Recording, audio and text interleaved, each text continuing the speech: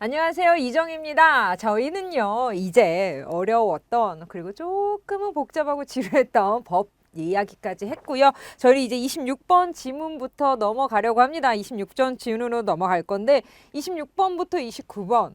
법에 대해서 이제 좀 벗어났나 했더니 네, 암세포에 대한 이야기입니다. 과학 지문이네요. 자, 그러면 천천히 하나 정리하면서 역시 넘어갈게요. 과학 지문, 법에 대한 지문 마찬가지입니다. 어떤 사항에 대해서, 즉 우리가 익숙하지 않은 대상에 대해서 설명할 때 특히나 여러분 오른쪽에 보시면 그림이 나와 있죠. 자, 이렇게 어떠한 원리에 대해서 설명하는 글은요, 맞습니다. 그림과 연관지어서 이해할 수 있어야 됩니다. 왜 그러냐면 나중에 이 그림만 따로 떼어놓고 문제를 풀어라 하는 경우가 생기기 때문이죠. 각 부분의 역할 딱 보더라도 왠지 이름이 떠다다닥 써 있는 게 역할이 보일 것 같죠.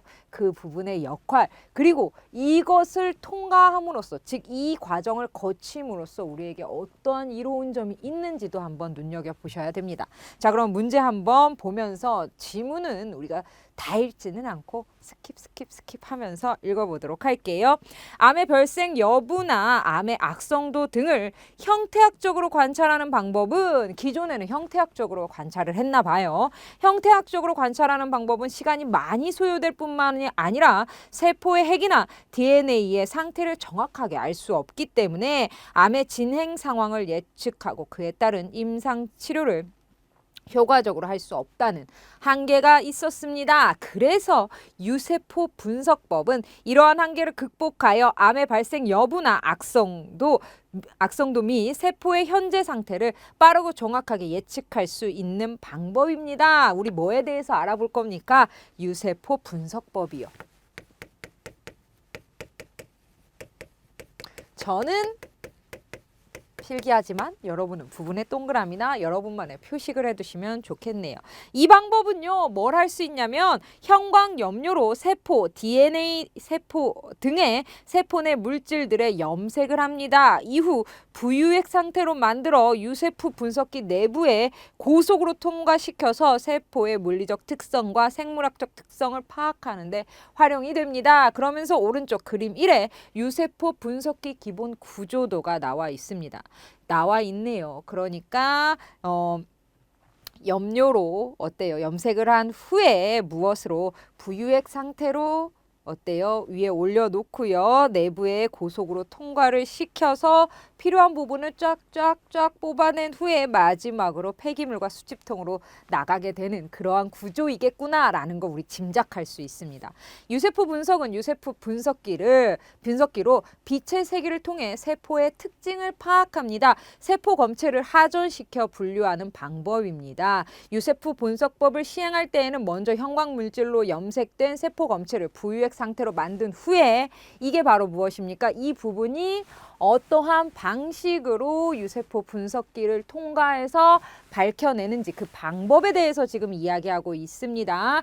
주입된 부유액이 레이저 광선이 조사되는 지점에 도달하면 반사 거울과 조정 렌즈의 검체 중심에 초점이 맞도록 조정된 레이저 광선이 쭉 나오게 됩니다. 이 광선은 그림 1의 A 지점에 일정한 유속으로 흐르는 세포 검체들과 부딪힌다. 이 말은 무엇이냐면 용액이 이렇게 나올 때, 부유액으로 만든 게 쭉 통과할 때 여기에 레이저 광선을 쏩니다. 근데 이 레이저 광선은 그냥 쏘는 것이 아니라 어떠한 것에 반사되도록, 어떠한 것에 반응할 수 있도록 특정하게 어떠한 값을 매겨놓은 거겠지요. 쭉 내려가 볼게요. 자, A 지점에 일정한 유속으로 흐르는 세포 검체들과 부딪힌 후 산란되거나 세포 내부로 흡수되는데, 레이저 광선이 조사되는 방향인 광축으로 산란되는 빛의 세기는 세포 크기와 표면적에 레이저 광선의 직각 방향으로 산란되는 빛의 세기는 세포 과립성과 내부 복잡도에 비례한다라고 되어 있습니다. 바꿔 얘기하면 이 부분을 알면 복잡도도 알 수 있고 크기도 알 수 있겠네요. 또한 세포에 염색된 형광 물질을 조사된 레이저 빛의 에너지를 흡수하였다가 고유한 파장의 형광 신호를 방출한다. 방출된 형광 신호의 양은 세포 내 DNA 함량에 비례합니다. 통상 사용하는 형광 물질인 FITC와 PE는요. 488 나노미터의 레이저 빛을 받으면 약 535 나노미터의 파장의 녹색빛과 585 파장의 주황빛이 각각 방출된다라고 했네요. 레이저가 빛을 받으면 녹색빛과 주황빛이 각각 방출됩니다. 전방 산란광 검출기는 관측 방향으로 산란하는 전방 산란광을 발음이 어렵습니다. 측방 산란광 검출기는 측박 산란광을, 형광신호 검출기는 세포 검출에서 방출되는 형광신호를 검출합니다. 즉 무엇이냐면 각각의 어때요? 값에 매겨진 대로 검출이 된다. 즉 있으면 어때요?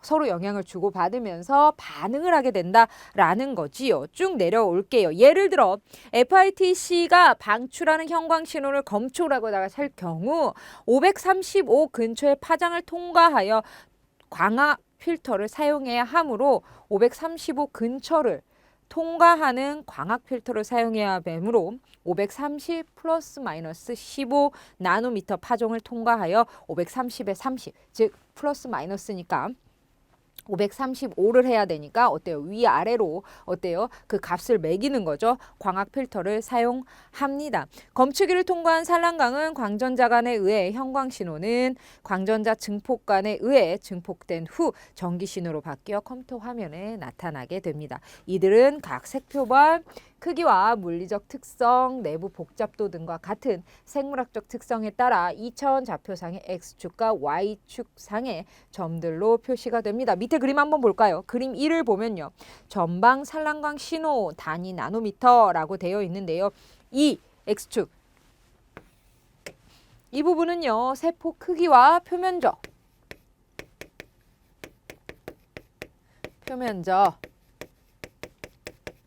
알 수 있고요. 이쪽 나와 있는 그대로 그냥 책에 나와 있는 대로 하자면 이쪽 부분, 이 부분은요. 세포 과립성과 내부 복잡도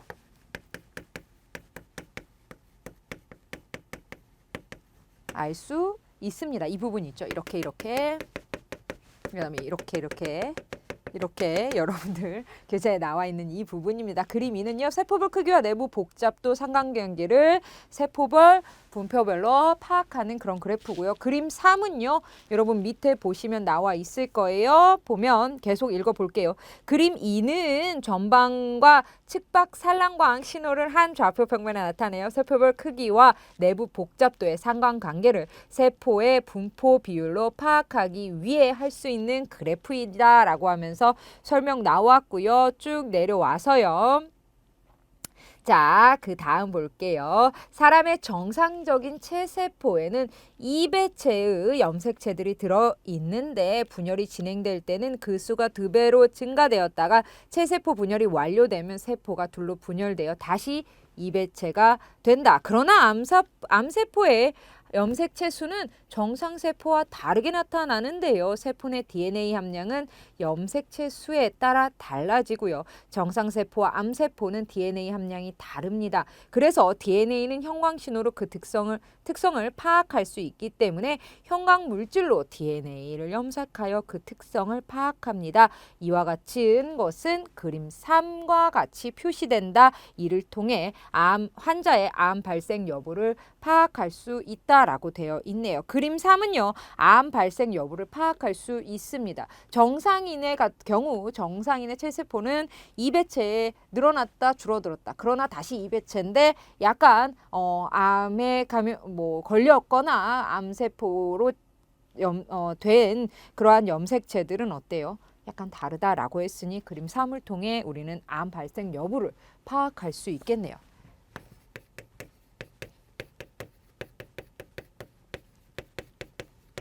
자, 이렇게 그래프가 두 개, 그림이라고 해야죠. 그림 2와 그림 3이 나와 있는데요. 이러한 그림을 통해서 우리는 이러한 것들을 알 수 있습니다. 그림 1은요. 유세포 분석법에 대한, 분석기에 대한 어떠한 방식을 알려주는 그림이었죠. 그 다음 넘어가 볼게요. 한번 유세포 분석기를 통해 생물학적 특성의 차이가 있는 세포들을 분리할 수 있습니다. 예를 들어 백혈구 세포에서는 림프구와 단핵구를 분리하고자 할 경우 사전에 림프구는 양으로 단핵구는 음으로 하전되도록 설정합니다. 세포 검체가 레이저 광선 조사부를 통과하고요. 세포 검체의 유형이 순간적으로 측정되고 결과에 따라 사전에 설정한 전하가 세포 부유액으로 하전됩니다. 이후 세포 부유액에 초음파 진동을 가하면 부유액이 물방울로 변환되어 아래로 떨어지면서 편향판을 통과하여 림프구는 어때요? 음극판 쪽으로, 단핵구는 양극판 쪽으로 떨어지게 됩니다. 서로 크로스가 되네요. 가서 붙는 거죠. 마지막 내용 볼게요. 이러한 유세포 분석법은 기존의 방법보다 더 효율적으로 세포의 물리학적 특징과 생물학적 특징 분석할 수 있습니다. 세포가 지닌 여러 가지 생물학적 특징을 효율적으로 측정할 수 있어 의학 분야에서 널리 활용되고 있다라고 하고 있네요. 26번 볼게요. 다음은 윗글을 읽은 학생의 독서 기록 일부입니다. 윗글을 참고할 때 점검 결과가 적절하지 않은 거. 자, 일문단을 읊어보면서 뒷부분을 예측을 했습니다. 이러한 것들을 알 수 있지 않을까? 그러면서 글을 읽으면서 이렇게 정리했다라고 합니다. 그러면 이거에 대한 점검 결과가 맞는지를 확인하면 되겠네요. 유세포 분석기의 구조와 원리에 대해 설명하고 있을 것이다 라고 했는데 어때요? 이런 걸 예측했습니다. 예측과 같나요? 네, 이런 내용 확인할 수 있었죠. 역시 그림을 활용해서도 확인할 수 있었습니다. 세포 핵이나 DNA 상태 분석이 암 치료에서 중요한 이유를 설명하고 있을 것이다 라고 했는데 예측과 달랐죠. 그렇죠. 세포나 핵의 DNA 상태 분석이 암 치료에서 중요한 이유, 암 발생 여부까지만 우리는 확인할 수가 있었죠. 그러니까 예측과 다르다라는 점검 결과와 맞는 내용입니다. 유세포 분석법에서 검사할 세포를 부유액으로 만드는 이유 질문에 대한 언급되어 있지 않았나요? 네, 언급되어 있지 않았습니다. 유세포 분석법을 통해 알 수 있는 세포의 물리적 특성에는 어떠한 것들이 있을까라는 질문에 답이 제시되어 있었나요? 네, 제시되어 있었습니다. 어디에요? 4문단에서 확인할 수 있었습니다. 유세포 분석법에서 세포 내 물질을 현관 염료로 염색하는 이유 무엇일까? 질문의 답이 언급되지 않았나요? 아니죠. DNA는 형광 신호로 그 특성을 파악할 수 있고요. DNA 개체수에 따라서 우리는 암 발생 여부도 파악할 수 있었죠. 그래서 질문에 대한 답이 제시되었다라고 해야 됩니다. 그래서 정답은 1, 2, 여기가 3이고요. 여기가 4고요. 여기가 5번이죠. 정답은 5번 찾아주시면 되겠습니다. 그 다음 볼게요. 그 다음 27번 문제로 가볼게요. 윗글을 통해 알 수 있는 내용으로 가장 적절한 거 묻고 있습니다. 세포 검체는 세포 운반 노즐에 주입된 후 형광물질로 염색된다 했는데 이 부분 틀렸죠. 어떻게 순서가 된다라고 했죠? 먼저 형광물질로 염색한 후에 세포 검체를 부유액 상태로 노즐에 주입한다. 라고 했죠. 그래서 이 부분 틀렸고요. 유세포 분석 방법보다 형태학적 관찰 방법의 검사 소요 시간이 짧나요? 아니죠. 이 시간이 더 길죠. 그래서 이 부분 틀렸고요. 검출기를 통과한 산란광은 광전자 증폭관에 의해 증폭된 후 전기 신호로 변환된다라고 했는데요. 검출기를 통과한 산란광은요. 무엇에? 광전자관에.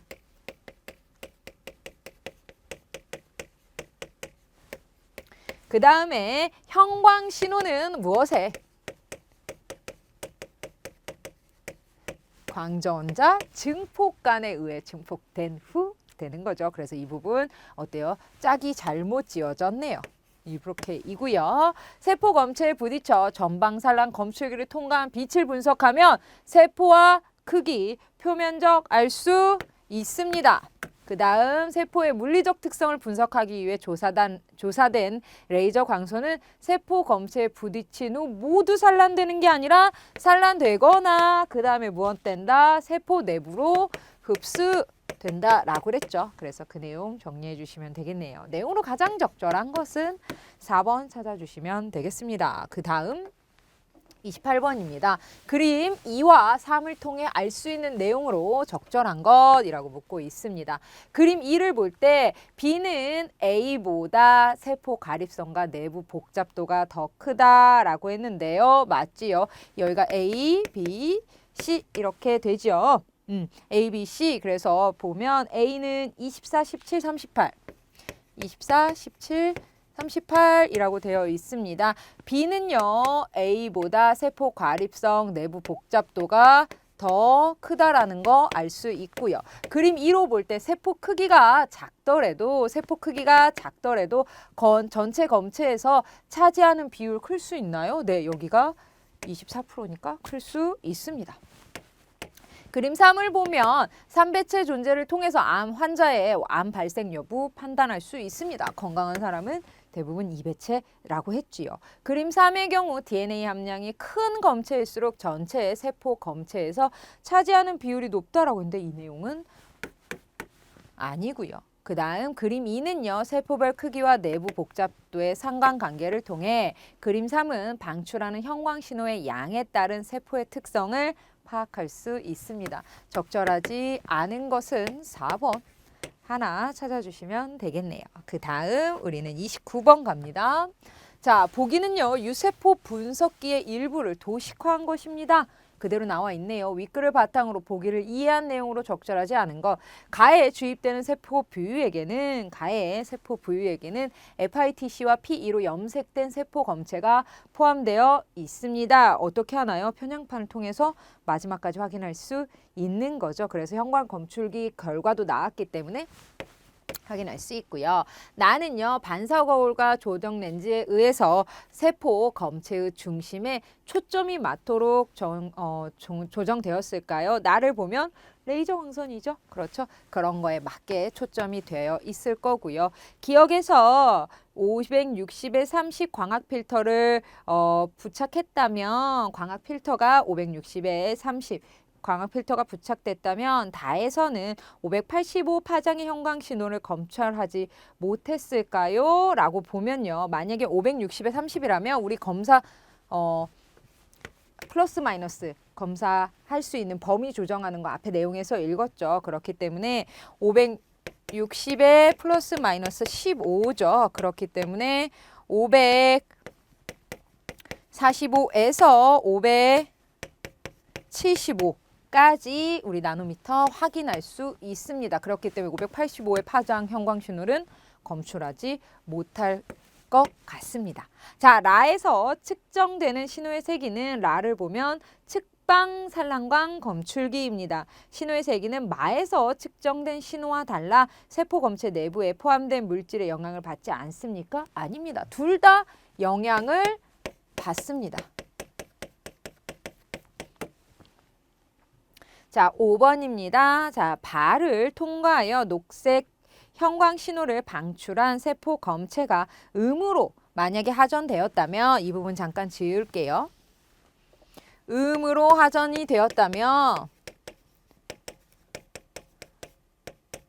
그 다음 녹색 형광 물질이 음으로 화전이 되었고 그 다음에 주황색 형광 신호를 방출하는 세포 금체는 어때요?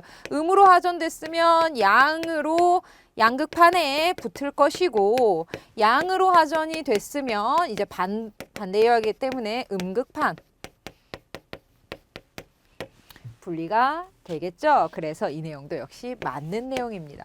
음으로 하전 그 다음에 그러면 양극판에 가서 붙겠죠. 서로 플러스 마이너스 양으로 흐른다면 음극판에 붙겠죠. 그래서 5번도 맞는 내용. 그래서 적절하지 않은 것 정답은 4번 역시 찾아주시면 되겠습니다. 그 다음 30번에서 33번에 해당하는 내용입니다.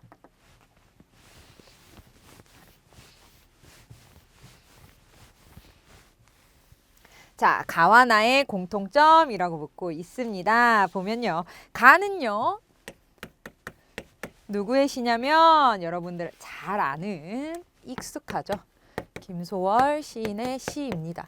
역시 어때요? 삼음보 율격입니다. 우리는 사문보 율격을 민요조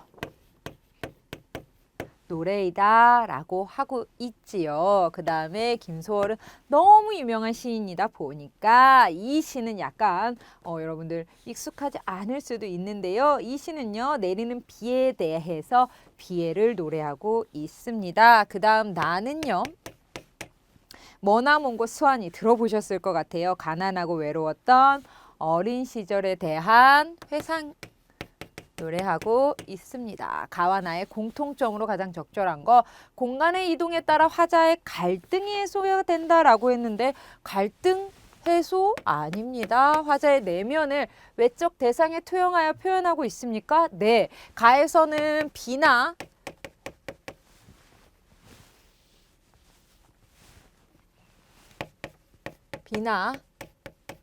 새를 통해서 투영하고 있고요. 비 오는 것에 대한 비애를. 그 다음에 나에서는 무엇?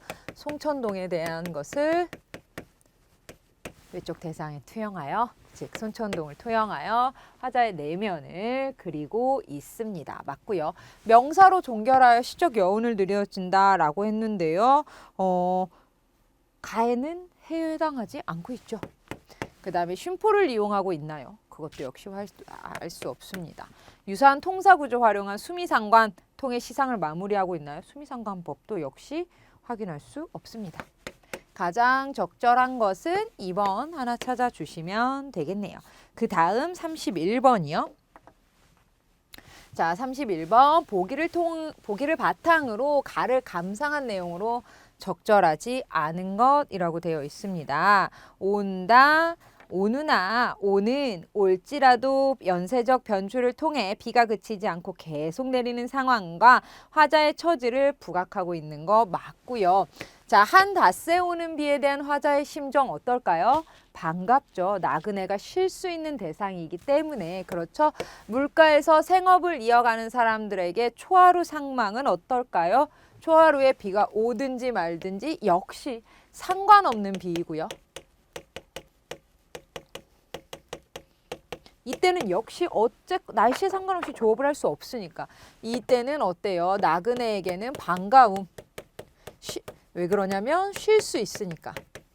쉬어갈 수 있으니. 그렇기 때문에 비를 보면 안타까운 심정과 유사한가요? 아니죠. 유사하지 않죠. 적절하지 않은 거 우선 2번 찾고요. 여들의 수문 아래는 온다고 하고 초하루 상망이면 간다는 관습적인 표현을 뜻대로 되지 않는 상황에 대한 화자의 심정과 처지를 드러내고 있는 거 맞습니다. 비마자 나른해서 운다를 통해 시적 대상이 여정에 방해가 되는 비를 맞고 있음을 짐작할 수 있고요. 그 다음 천안의 삼거리의 실버들도 촉촉히 젖어서 늘어졌다네는 다른 공간에도 비가 내리는 상황을 화자가 전달하며 공간적인 확장을 통해 일제강점기의 생활 어때요? 어느 한 곳이 아니라 우리나라 전체적으로 일어나는 일이고 어때요? 피할 수 없다. 가도 끝이 보이지 않는 상황이다 라는 걸 확인할 수 있습니다. 이 내용은요. 이 위에 보기의 내용을 통해서 충분히 여러분들 유추해낼 수 있네요. 정답 찾고요. 저희 32번 갈게요. 기억과 니은에 대한 설명으로 가장 적절한 것이라고 되어 있는데요. 기억은 가도 왕십리 벗어날 수 없는 현실이고요. 니은은 송천동이죠. 그리움의 대상입니다. 기억은 니은과 달리 부재한 대상과의 재회에 대한 화자의 열망을 보여준다라고 했는데 가도 왕십리 니은과 달리니까 니은이 아니라 기억이죠. 그래서 이 부분 틀렸고요. 화자의 열망 아닙니다. 기억은 화자의 상황 극복 의지, 니은은 대상에 대한 화자의 연민을 보여준다라고 했는데 극복 의지가 아니라 오히려 벗어날 수 없는 현실이죠. 자, 기억은 현실에서 벗어나고 싶은 정서, 니은은 과거 상황에 대한 정서환기, 그리워함이라고 해야 되겠네요. 자, 기억과 니은 모두 이르지 못하는 세계를 지향하는 화자의 고뇌, 이 부분 아니고요. 기억과 니은 모두 공간과 관련된 경험에서 비롯된 화자의 인식 전환 과정 아니네요. 가장 적절한 것은 3번 찾아주시면 되겠습니다. 그 다음 33번입니다. 나를 감상한 내용으로 적절하지 않은 것은 이라고 묻고 있습니다. 자, 나를 보면요. 나는 머나먼 곳 수완이입니다. 자, 유난히 햇볕 밝게 내리는 봄날은 화자의 내면과 대비되는 배경으로 화자의 정서를 부각하고 있다라고 했는데 그 내용 맞고요. 그 다음에 물결을 더욱 차갑게 출렁거리고 인적조차 끊어지면을 통해 어느 집 양자가 된 화자의 외로움과 절망감 드러내고 있다라고 했는데 물결은 더욱 차갑게 출렁거리고 인적조차 끊어지면 더욱 깊은 계절 속으로 들어가면 이라는 의미이고요. 어느 집 양자가 된 것은 내가 아니라 그 어느 누구입니다. 누구든 어느 집 양자가 되고 다시 몇 명은 낯선 사람 따라 바다 건너갔지만 이라는 곳을 통해서 내가 양자가 된 거 아니라 어느 누구라는 거 확인할 수 있죠. 또 한 해 겨울 돌아오던 곳이라는 곳을 통해서 계전의 순환을 통해서 기다림의 상황이 계속 이어졌다라는 거 알 수 있고요. 내게와 부딪힌 그리움은 화자의 내면에 남아있는 그리워했던 순간에 대한 심정 드러내고 있습니다. 아직도 그 물결에 젖고 있을지를 통해 모른다고 말하는 화자가 과거를 떠올리고 있음을 보여줍니다. 자, 적절하지 않은 것은 2번 찾아주시면 되겠습니다. 34번부터 36번까지는요. 역시 두 편의 글이 나와 있습니다. 가는요. 면왕정가입니다. 나는요. 죽게별곡이거든요. 여러분 이 내용은 제가 이렇게 읽어드리지 않더라도 여러분들 이 내용이 무슨 내용인지는 전체 내용을 한번 쭉 읽어보면 충분히 이해 가시리라 생각이 됩니다. 가 같은 경우는요. 가사입니다. 무엇에 대한 노래이냐? 자연 속 풍류 생활과 임금의 은혜에 대한 감사합니다. 내가 이렇게 자연 속에서 평화롭게 살고 있는 것도 다 임금 뜻이다. 옛날에는 좀 이런 내용들이 많았던 것 같아요. 그리고요. 나는요. 어떤 내용이냐면 죽게별곡입니다. 경기체가이고요. 노래의 내용은 비슷합니다. 자연의 아름다움과 유교적 가르침을 실천하는 아름다움에 대해서 이야기하고 있습니다. 하나하나 보도록 하죠. 자, 34번 볼게요. 가와 나에 대한 설명으로 적절하지 않은 거 묻고 있습니다. 가는 인간의 다채로운 움직임을 열거하여 화자의 심리 드러내고 있습니다. 그렇죠. 가를 보면 여기 갔다 저기 갔다. 가는요. 나와는 달리 이 말은 무엇이냐? 가는 이 부분이 저는 참 헷갈리더라고요. 달리 대상과의 비교를 통해 삶에 대한 만족감 드러내고 있나요? 네. 누구요? 이태백과 비교하고 있지요. 가는 나와는 달리 학문과 연관된 사물을 제시하여 장소의 성격 드러내고 있다라고 했는데 학문과 관련된 내용은 아닙니다. 그래서 적절하지 않은 거 우선 3번 찾고요. 또 하나 볼게요. 나는요. 가와는 달리 어때요? 나에 대한 이야기하고 있는 거죠. 청유형 어미를 활용하여 풍류를 즐길 것을 권하고 있나요? 네. 마지막 오수의 마지막 부분에서 확인할 수 있습니다. 사계절 어때? 놀고 지냅시다 그려 라고 하면서 권하고 있지요. 가와 너 모두 비유적 표현을 활용하여 대상의 역동성 부여하고 있습니다. 재월봉 산세와 면왕정의 형상 이런 것들을 확인할 수 있습니다. 그리고 나에서는요.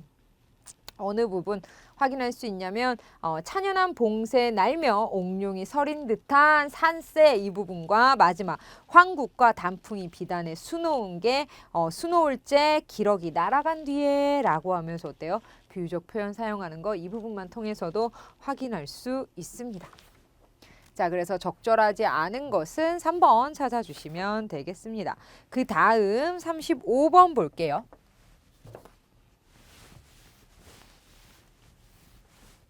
자, 가의 A와 나의 오수에 대한 설명으로 적절하지 않은 것이라고 붙고 있습니다. A의 황행 교태 겨워 이 부분 무슨 내용이냐면 꾀꼬리가 흥에 겨워 자연물을 통해 화자의 정서 드러내고 있고요. 오수의 기러기 날아간 뒤에 눈의 달빛 계절의 변화 드러내고 있나요? 네, 가을과 겨울. 확인할 수 있지요. 자, A의 나무죠. 나무의 잦아진 모습과 나무의 우거진 모습과 오수의 방초는 나무와 풀의 무성한 모습을 통해 여름을 시각적으로 늘어내고 있나요? 라고 했는데 나무의 우거진 모습은 여름이라고 할 수 있습니다. 하지만 방초는요. 어떠냐면 봄을 나타납니다. 봄.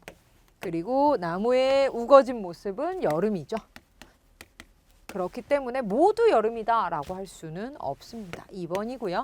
그 다음 A의 양풍은 조울음과 A의 양풍은 서늘한 바람과 조름과 오수의 훈풍과 거문고와 어우러지며 여름날의 한가로운 정치 드러내고 있고요. 황후는 가을의 들판 나타냅니다. 황국과 단풍이 비단에 수놓을 때 가을 풍경의 아름다움 맞고요. A에서 어적과 달이 조응하는 장면을 통해 가을의 정취를 오수에서 눈과 달빛이 조응하는 장면을 통해 겨울의 정취 드러내고 있습니다. 그래서 적절하지 않은 것은 2번 하나 찾아주시면 되겠네요. 나무의 우거진 것과 방초는 서로 다른 계절이라는 거 알 수 있겠네요. 그 다음 36번입니다. 자, 보기를 참고하여 가를 감상한 것으로 적절하지 않은 것이라고 되어 있습니다. 자, 송수는 내 여기서 소유하고 면양하며 여생을 보내게 되었으니 나의 소원이 이제야 이루어졌네 라고 말했다. 여기서 면양은 굽어보고 올려다본다 라는 뜻으로 면양정가의 두 가지 측면에서의 면양이 나타난다. 먼저 정자를 중심으로 넓은 들판과 강물을 면하고 하늘과 산을 앙하는 공간에 대한 면앙이 나타난다. 화자의 시선을 굽어보는 것에서 올려다보는 것으로 이동하여 자연의 모습을 포착하기도 한다. 한편 시간상의 면앙은 현재를 면하고 과거를 앙하는 것이다. 이를 통해 화자의 역사적 인물을 떠올리며 현재 자신의 삶에 대한 인식과 태도를 드러내기도 한다. 앉으라 낮으락 하는 기러기의 움직임을 바라보는 화자의 시선, 면과 앙 통해 자연스럽게 이동하고 있고요. 무초진 사정, 눈같이 펴진 공간에 대한 면이면 하늘에서 꽂은 듯한 모습을 한 모는 앙으로 정자에서 바라본 면과 앙의 경관을 조화롭게 드러내고 있고요.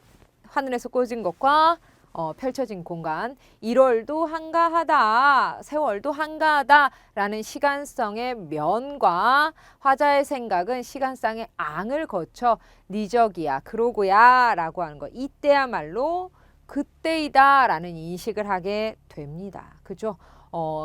과거에 통해서 현재 이르런 거니까 이때가 그때구나. 1월도 한가하다, 세월도 한가롭다. 이때가 그때구나 라는 말이고요. 인간을 떠나오니 인간을 떠나 오기 전에 결을 없음으로 인해 청려장이 뇌되어졌다. 화자의 인식은 시간상의 면과 앙을 통한 과거에 대한 그리움이 인가요? 아니죠. 보시면 인간을 떠나와도 어때요? 바쁜 건 겨를 없다라는 거죠. 속세에 있던 것과 어때요? 지금 지금은 바쁜 건 마찬가지지만 그때는 속세에 있었던 것이고 지금은 자연을 누리기에 내가 어때요? 너무 바빠라는 의미입니다. 그리고 마지막 보시면 청려장이 메디어라고 되어 있는데 지팡이가 무디어졌다라는 의미는요. 그리움이라기보다는 나 앞으로도 지팡이가 무뎌질 때까지 이렇게 자연을 누려야지, 자연을 즐겨야지, 자연과 함께 해야지 라는 의미입니다. 그래서 과거에 대한 그리움 아니죠. 자, 화자가 역사적 인물 이태백 떠올리고 있고요. 호탕 정해야 이에셔 더할 소냐라는 삶의 즐거움을 드러내는 것은 시간상의 면과 앙에 의한 인식에서 비롯된 것이다 라고 되어 있는데 넓고 끝없는 정다운 회포는 이보다 더할 소냐라는 거는 어때요? 시간상의 면과 앙, 즉 이태백을 만나서 이렇게 하는 것도 어때요? 이보다 더 할 소냐? 라는 거 시간속의 면항의 인식에 대해서 비롯된 거 맞습니다. 과거의 그리움이다 라는 부분만 틀렸네요. 그래서 36번에 틀린 내용 4번만 찾아주시면 되겠습니다. 자, 오늘은 여기까지 하고요. 다음은요. 이제 글 읽어볼 겁니다. 37번으로 이어질 건데요. 여러분 문제 풀고 저 만나러 오시면 되겠습니다. 고생 많이 하셨습니다.